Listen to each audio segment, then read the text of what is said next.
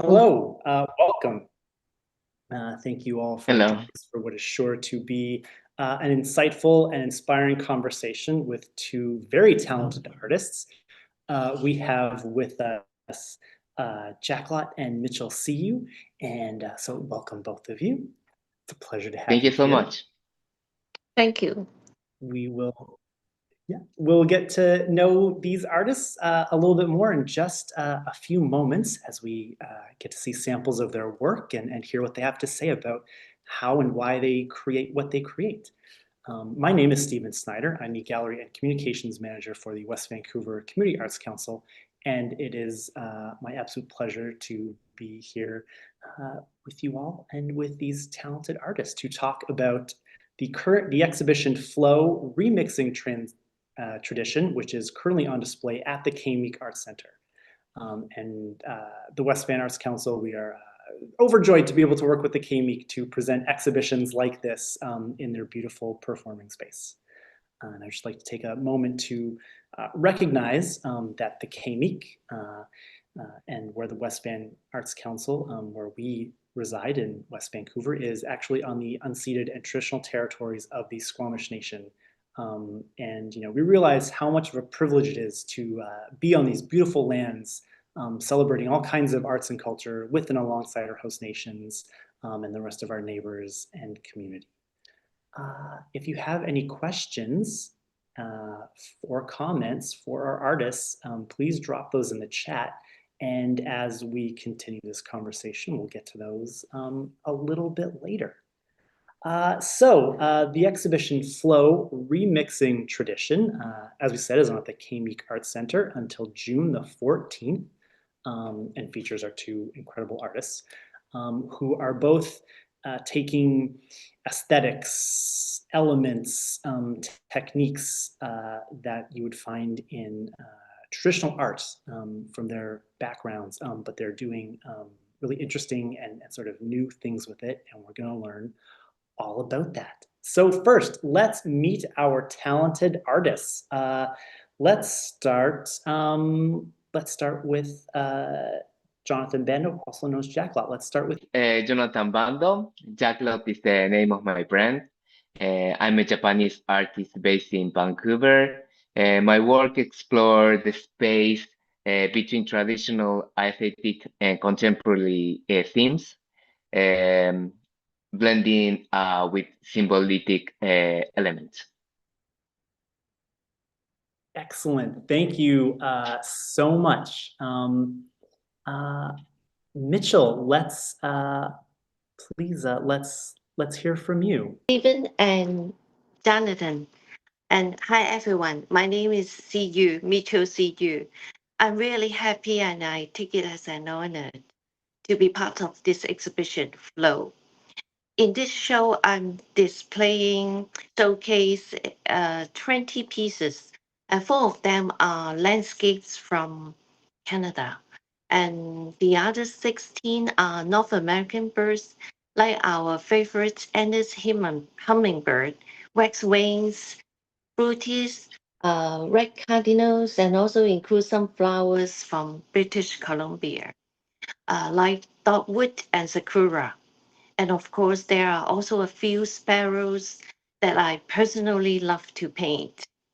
Now, I'm from Hong Kong, born and raised there. I'm a new immigrant, and I have been here for about 2.5 years. Before coming here, I haven't seen snow or so many beautiful birds before.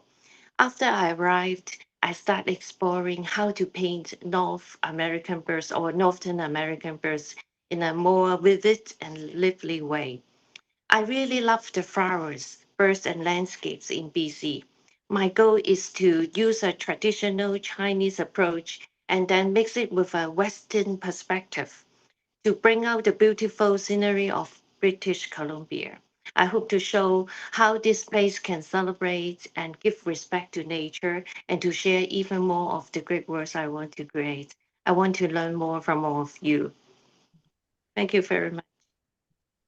Excellent. Thank you, both of you, for sharing a little bit about yourselves. I'm sure we're going to get to know more as we go on.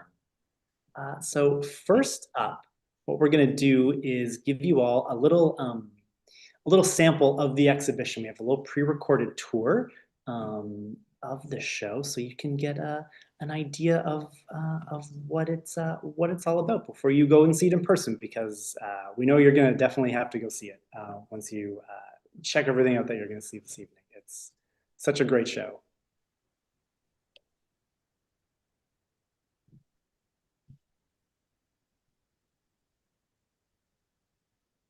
Yes, and just a reminder, if you have any questions or comments for our artists, drop those in the chat.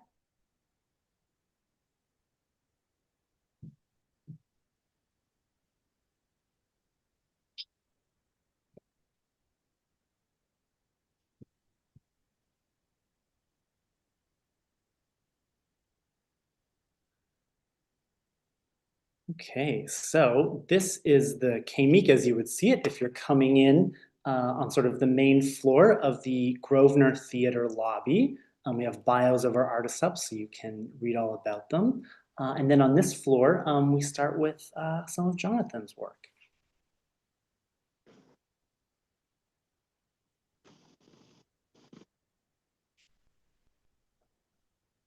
And then we move on to some of Mitchell's work next.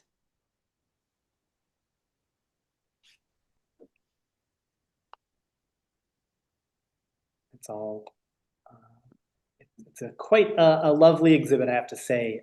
There's a real interesting conversation that your work is having. And then when you come downstairs to the McEwen Theater lobby, there's even more artwork. There's so much artwork.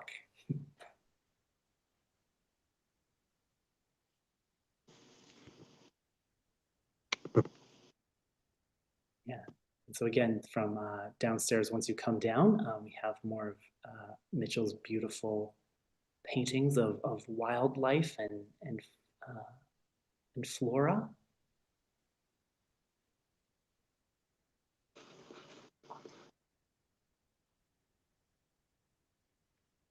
Which have a real energy and a real life to them. Thank you. And then we get to move on to the rest of Jonathan's work, which has some pretty incredible detail and a real interesting use of color, very selective choices. It's really striking.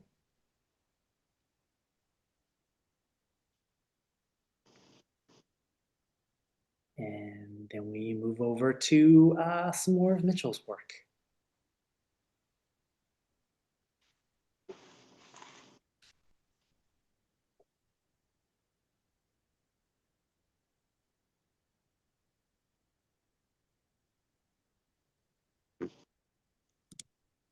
And so that's the exhibit in a nutshell. Again, it's just a very quick video, which does not do their incredible paintings justice. You really have to go down to the K-Meek and check it out.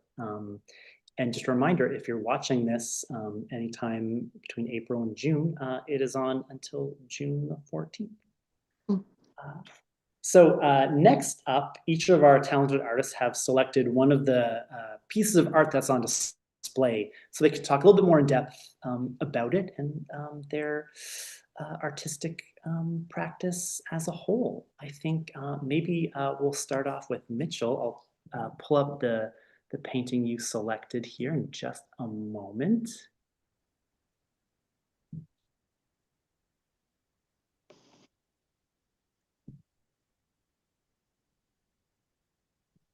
I imagine it was hard to choose what to talk about.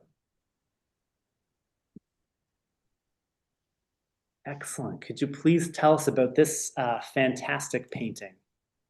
Oh, as I said before, I seldom saw snows, and one of the most my favorite things is to see snow. Although this year it snows just a little, but I still like the kind of mood, the winter mood that the snow give us. So I try to actually I after I come here, I saw a lot of I have read a lot of art books and saw a lot of many favorite artists landscape paintings, just like the big sevens. And also I have learned from a lot of local painters way of depicting nature and also the winter mood. So I feel like I can use Chinese method to express how a slow. I try to use you look at the branches. The branches is that I use some Chinese methods to I use a Chinese brushes to depict the branches with snows, and also the kind of harmonious subtle mood that I want to express is that I use a lot of sienna color with a little bit indigo to mix it.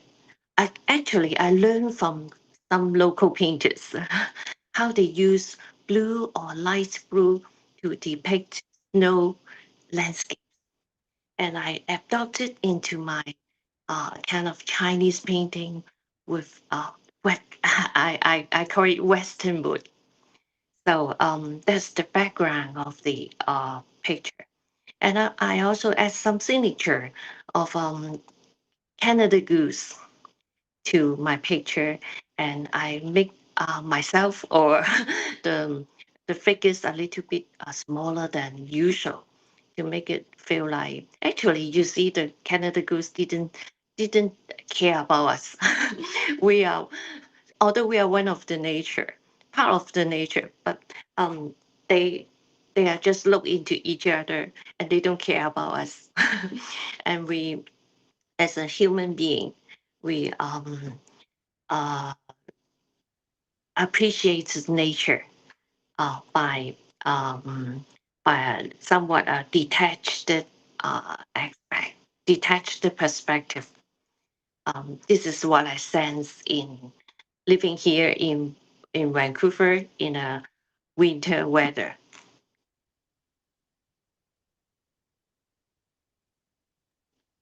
Thank you. That was very interesting. Thank you for sharing and sharing a little bit about painting snow for the first time. That's I love to hear all of that technical stuff as well.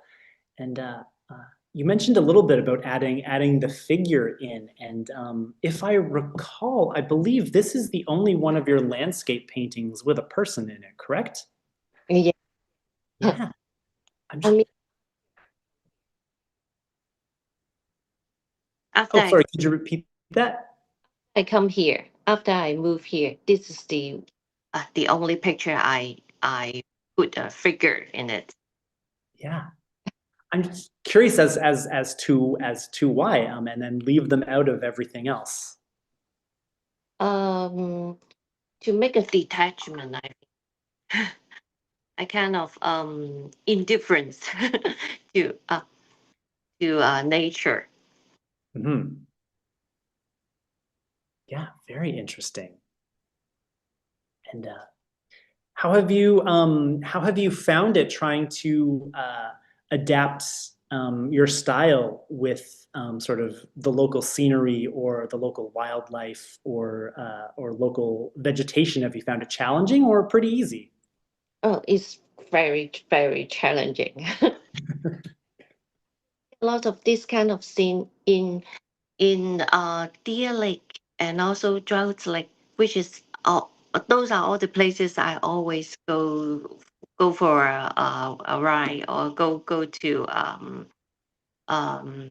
go for a walk in the winter. So I I purposefully depict such scenery in my picture, and I think that flow can cover a lot of things and make everything harmony and subtle. Uh, this is how I present. um, I think this is one of my a few attempts to make snow landscape. It's very challenging. It is. Snow is very hard. Um, I wonder if maybe you could maybe just talk a little bit about your painting technique, because I found it's sort of the translated name very interesting. You said it was the boneless technique. I think that might be interesting for people to hear about. The bonus techniques is we call it the more glue technique. That means we didn't paint any edges. We didn't paint the shape with edges, with lines before we put the colors. So we just use one stroke, one brush stroke to make the color fully deploy on the papers. And it makes a lot of 3D dimensions, perspective in just one stroke. I love this kind of techniques, and so I try to uh, sharpen it before I go for any other forms. And I think the Chinese painting celebrates the lyrical, the lyricism of ink and the depth of the artistic concept, and evoking a kind of Eastern Renaissance. So I always want to use this kind of methods to suggest a kind of Orient or the Central, I mean the Eastern idea of artistic pursuance. So I want to make it into a Western landscape and to dream a much more um, new horizon of art. Well, I think you've definitely accomplished that blending, that combination. It's a pretty wonderful work. Thank you. Yeah, well, thank you so much for sharing. Next up, we're going to have a look at the great painting that Jonathan has chosen.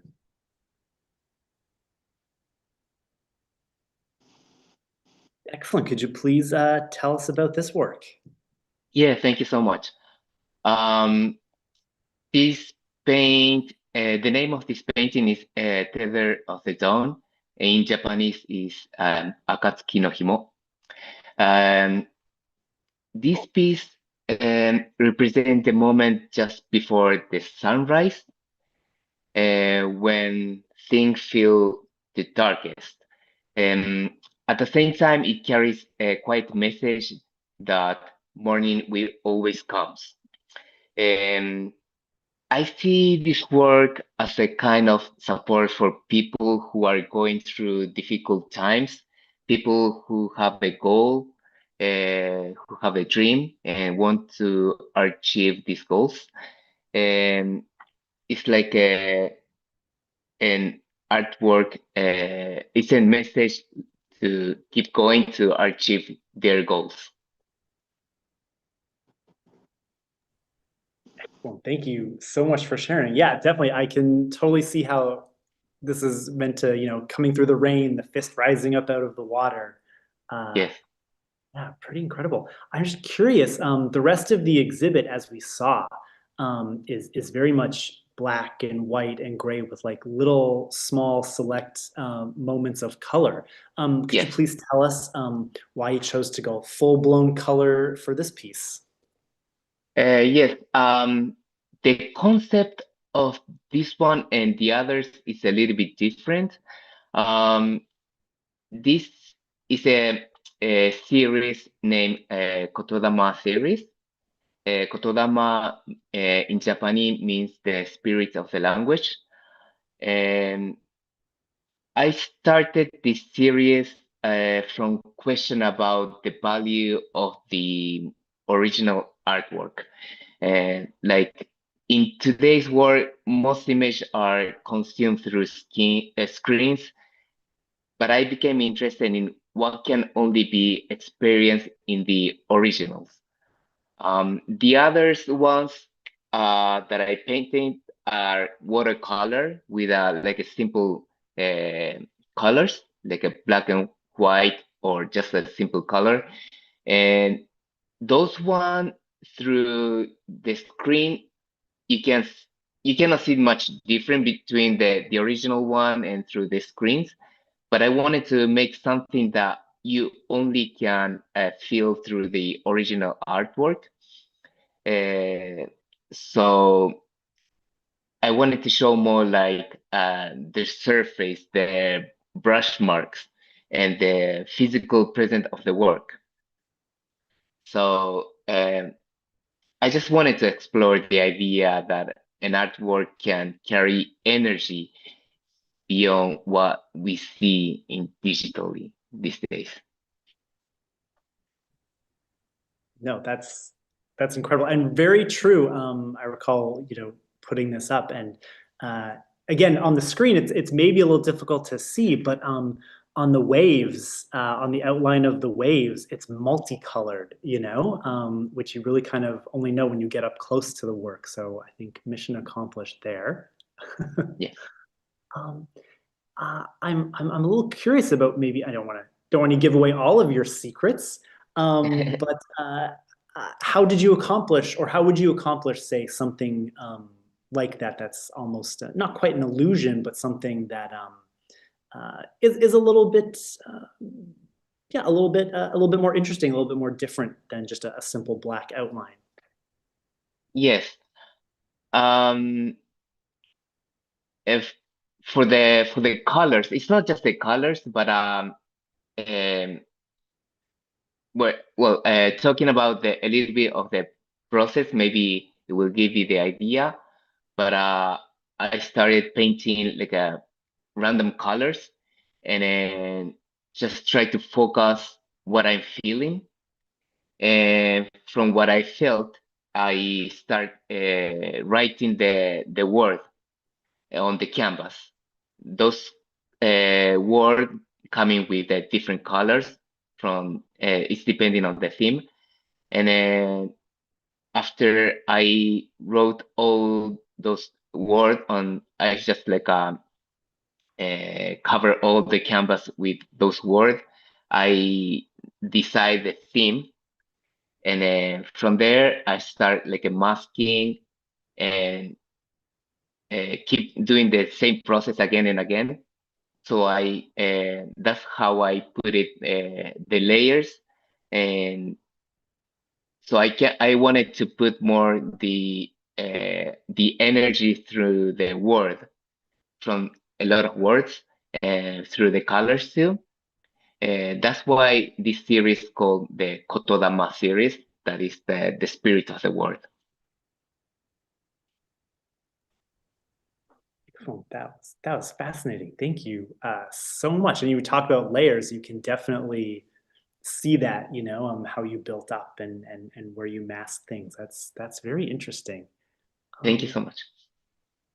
And then a little bit about how this piece maybe relates to the rest of the work that's on display. There's some somewhat recurring motifs, these like a central hand, and then elements like, like these waves, which are maybe not quite, but slightly reminiscent of something like a hakusai or something like that. Can you talk about these sort of repeated elements you keep using? Yes, I got inspired a lot from the Japanese culture too. But I actually was born in Argentina.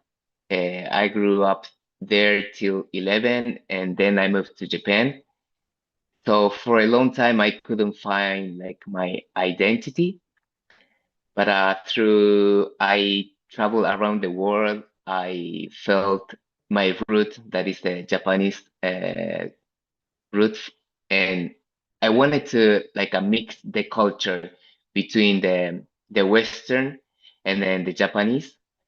So I'm using the watercolor techniques, but I wanted to represent my Japanese culture too.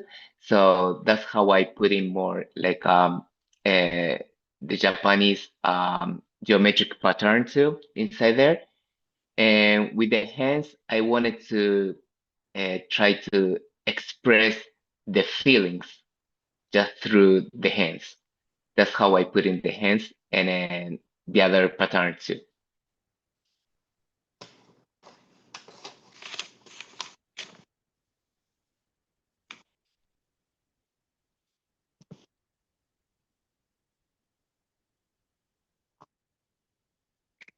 So in this particular piece, how do how you use the hand to express your feelings? And so I wanted to represent the time that you feel exhausted, you feel like you're drowning, you feel like you almost want to let it go, but also the energy that you have to achieve the goals. That's how this hand is.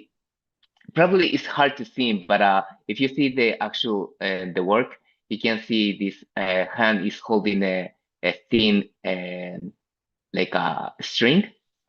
That's how the name is coming, the tether of the dawn. I can see that you use a lot of hands in almost all of your paintings. Is it Yes.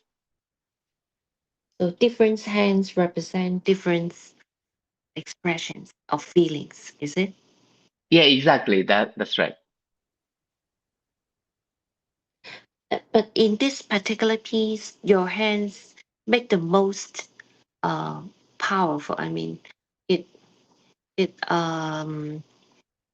the hand is so big, bigger than those of the watercolor paintings. Is that right? Is there a kind of tension you want to express? Yes, exactly. And well, the concept is a little bit different than the others. But this one is not only just about myself, but it's also the message to the other, for example, the other artists that want to achieve their goals too.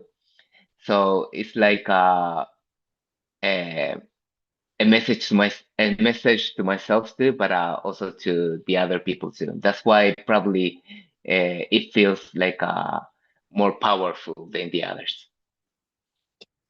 I feel too. Thank you so much. And especially in your watercolor series, I can see that your color is gradually change. It's so subtle Mm. in transition, gradual transition. And how do you do that? And I think it's very harmonious and subtle. Mm. It's Yeah. Well, each piece have a different theme. Uh, if you see the title, probably you can feel what I wanted to express through each pieces. Um, but yes, well, it's a little bit like a long story, but I wanted to try to make it a little bit shorter.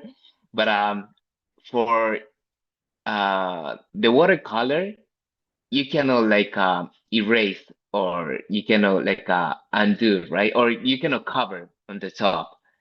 So um, before you start painting, we sketching, and this sketch is really important.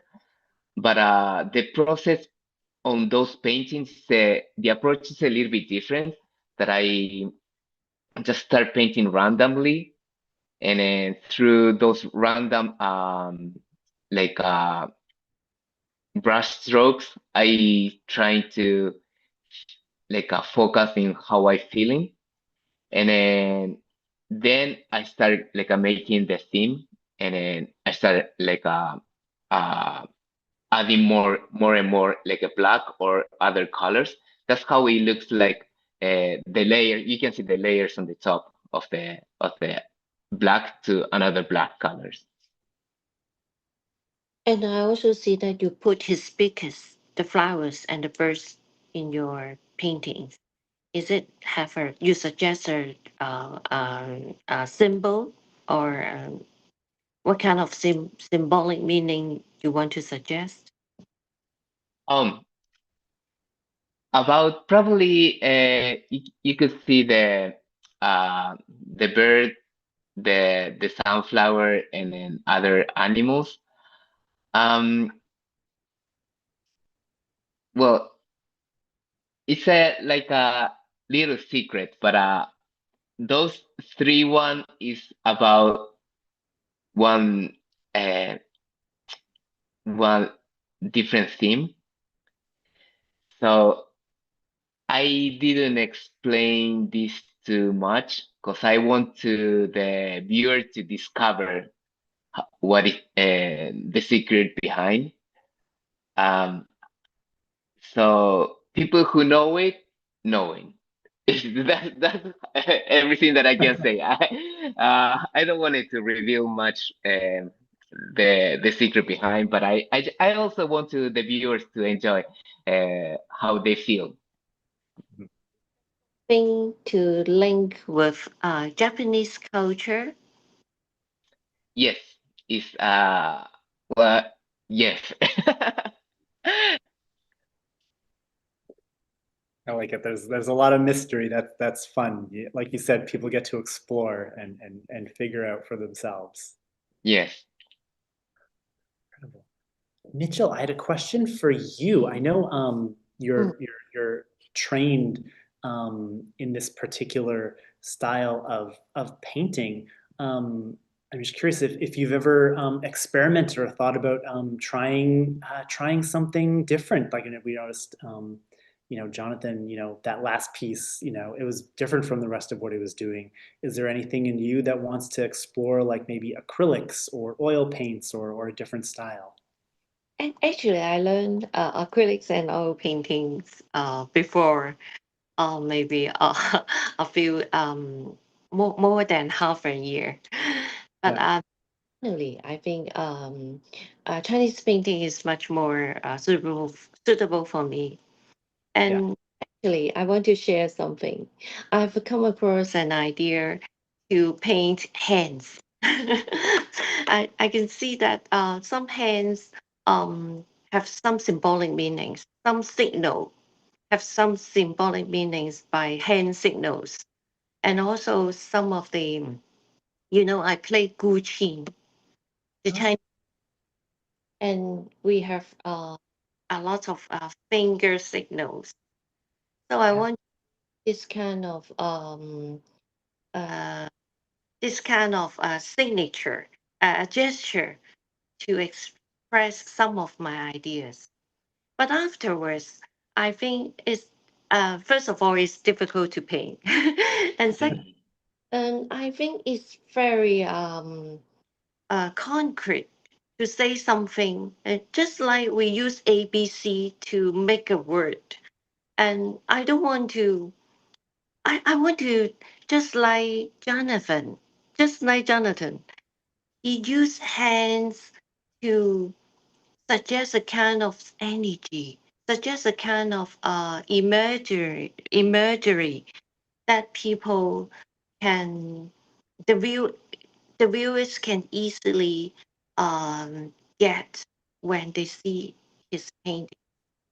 I don't want to use a lot of intellectual or concrete words to express my feelings. I want to use just like Jonathan's. Oh, thank you so much. So I was so amazing.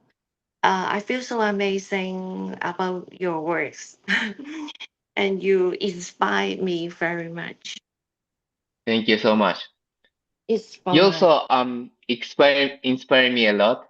Um, especially because I'm watercolor artist. My main medium is watercolor, and mm, then as I just mentioned that you cannot like erase or like cover the dark part that you already painted. So I know how hard is your technique too. how you're painting. As you say that you don't sketch before you start painting, and that is like another level for the watercolor artist. And then I just wanted to be, I just a bit curious, how you start like painting, like from what which part of the paper you start painting, like from the far end or from the center or from the left side, or do you have any ideas how to you paint? You mean the landscapes or the flower and bird paintings? If for Um, uh, yeah, landscape, in general. in general, not in general. For landscaping, I I go from bottom to top. From the bottom, the biggest one and or the thematic one. I capture the theme and the others is maybe I almost start from bottom Mm. for landscape. And for birds and flowers paintings, I paint the flowers first, and I try to make it as dangerous as possible. I mean, I don't put it in the center. I My teacher told me not to never put it in the center, but sometimes I always put it in the center. I try to make I try to be rebellious on this. Yeah, make sure there's some good tension in your composition, right? Yeah. Those are all really fascinating questions. I love when artists get to talk about technique and process. That's very cool because you're going to think of things that other people aren't going to think to ask. That's pretty great. Well, I really appreciate both of you taking the time to share with us. It was a great conversation. I hope everyone watching has enjoyed it. And I hope this has sparked your interest and will inspire you to go check out Flow Remixing Tradition at the Meek Arts Center here in West Vancouver. Again, it's on until June the 14th, featuring the stunning artwork of Mitchell Seeyu and Jonathan Bando.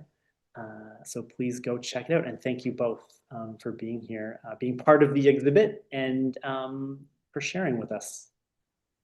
Thank Thank you you, so much. thank you, everyone. And for anyone watching, if you want to know a little bit more about these two artists, there are links in the description of this video to their socials and their website, so you can always stay up to date with what they're doing. Again, check out the exhibit, Flow Remixing Tradition at the Meek until June the 14th. So thank you all for being here, and we'll see you next time. Take care.